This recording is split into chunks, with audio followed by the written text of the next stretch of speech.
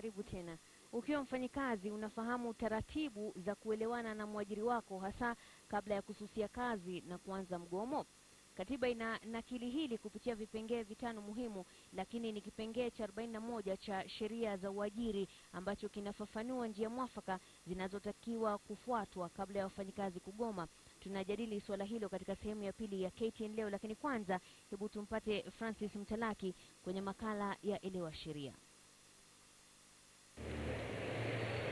Unapotembea au kuelekea kazini kila siku, huwa unatimiza yale maagano kati yako na mwajiri, lakini panapotokea mtafaruku au tofauti kati yenu,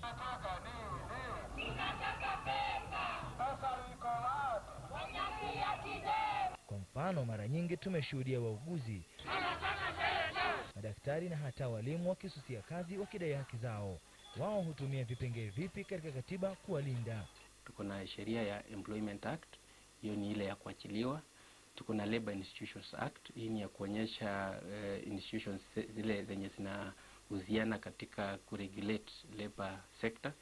Tuko na Work Injury Benefits Act, hii ni kuhusiana na ile injuries zenye mfanyikazi ukipata katika mahali pa kazi, unatakana kuona ni vipi utaweza kuwa compensated.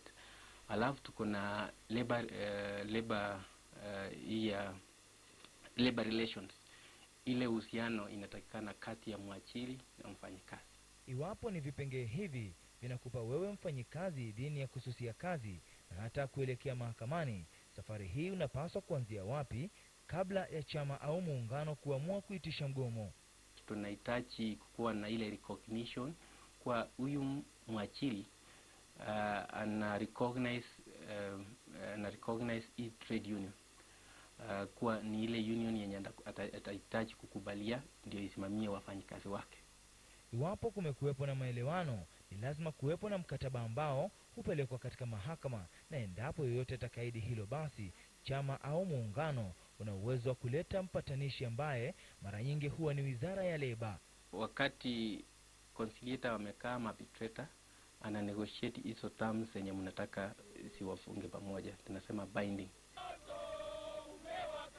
Ikiwa hapa suluhu haijapatikana, basi mfanyikazi huwa na fursa ya kutoa notisi ya siku 7 au 14 kumshurutisha mwajiri wake kuja kwa meza na kutafuta mwafaka. Wakati iko taswishi, inatakana sasa muweze mkapeana notice kwa employer kwa sababu tumejaribu kunegotiate hatuelewani, tumekupea 7 notice, sisi tunaenda on strike.